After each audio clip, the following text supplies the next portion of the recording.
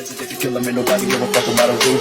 Either get up on this or two, I'm a fool, my name is no fool, and I'm playing this game. You fucking gang affiliated with nothing but my name, man. I don't give a fuck about a motherfucking hoe.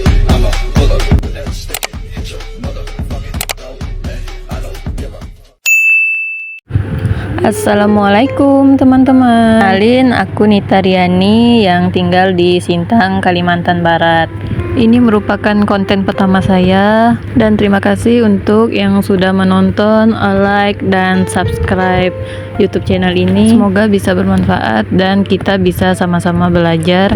Sebelumnya aku mau klarifikasi dulu, aku ini bukan seorang financial planner. Aku hanya seorang ibu rumah tangga biasa yang sedang belajar mengelola keuangan. Kalau udah dengar yang namanya Kalimantan itu, apa yang ada di pikiran teman-teman? Ya, betul sekali. Kalimantan itu terkenal dengan biaya hidupnya yang mahal dan juga kebutuhan pokoknya yang juga tinggi ya. Maka dari itu penting sekali bagi kita untuk bisa mengelola penghasilan kita dengan baik dan bijak. Dan ada 3 kesalahan keuangan yang saya alami sebelum menikah. Yang pertama adalah tidak merencanakan anggaran budgeting dan mengevaluasi budget. Jadi dulu di tahun 2016, sekitar 2017 itu ya, aku pernah kerja di salah satu perusahaan aksesoris yang cukup terkenal. Nah itu di tahun 2017 itu sekitar UMK pada saat itu sekitar 1,8 atau 1,9. Jadi awal masuk itu aku hanya 3 bulan aja menjadi SPG. Terus setelah bekerja 3 bulan aku diangkat menjadi kasir.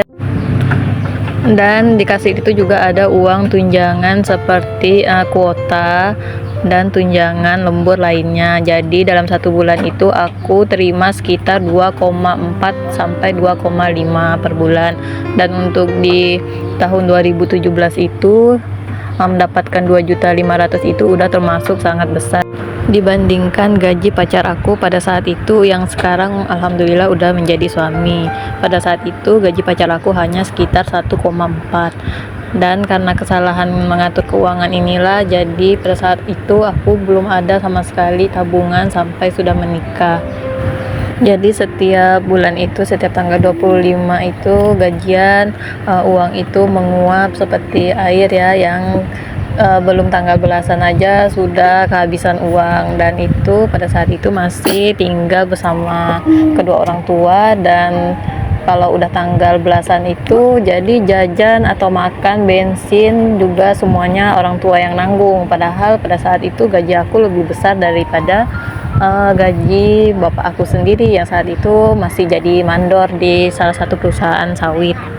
Kadang juga kalau lagi kerja itu pacar aku yang antarin makanan atau beliin aku makanan atau jajan. Padahal waktu itu gaji dia juga sangat sedikit ya dibandingkan aku. Yang kedua adalah boros. Yap, benar sekali, boros. Karena tidak adanya perencanaan keuangan yang baik, maka semua pengeluaran itu dikeluarkan secara tidak terkendali. Teman beli makanan, kita ikut jajan juga. Teman beli baju, kita juga ikut. Yang awalnya sebenarnya tidak kepengen beli, jadi lihat teman milih-milih itu jadi kepengen. Nah, karena pada saat itu juga kita ada waktunya istirahat ya. Jadi dimana setiap tanggal 25 habis gajian itu, kalau teman itu istirahat, kan istirahatnya berdua ya. Jadi ada pasangannya. Kalau teman belanja atau misalnya mau kemana, jadi ada temannya. Dan gak terasa di hari gajian aja sudah keluar uang beberapa ratus ribu. Dan yang ketiga adalah tidak mau menyisihkan uang untuk menabung. Boro-boro mau nabung, di tanggal belasan aja uangnya sudah menguap tidak tahu kemana. Setelah sudah tidak bekerja, baru menyadari bahwa menabung itu sangat penting, terutama untuk hal-hal yang mendesak atau hal-hal yang tidak kita inginkan terjadi. Misalnya ketika terjadi hal-hal yang tidak kita inginkan, atau misalnya kita kehilangan pekerjaan. Dengan adanya tabungan dapat membantu kita untuk mengantisipasi kebutuhan yang tidak terduga di masa mendatang. Dalam keuangan yang sehat, kita perlu sekali memiliki dana darurat sebanyak 3 kali pengeluaran rutin per bulan untuk yang single, dan untuk yang sudah berkeluarga sebanyak 6 sampai 12 kali pengeluaran rutin per bulan. Dengan adanya dana darurat tersebut, kita tidak perlu lagi mencari hutang kesana kemari untuk memenuhi kebutuhan sehari-hari kita. Itulah 3 kesalahan saya dalam mengatur keuangan saya sebelum menikah. Ini bisa menjadi pelajaran bagi saya dan kita semua untuk bisa mengelola keuangan dan penghasilan kita dengan baik dan juga bijak.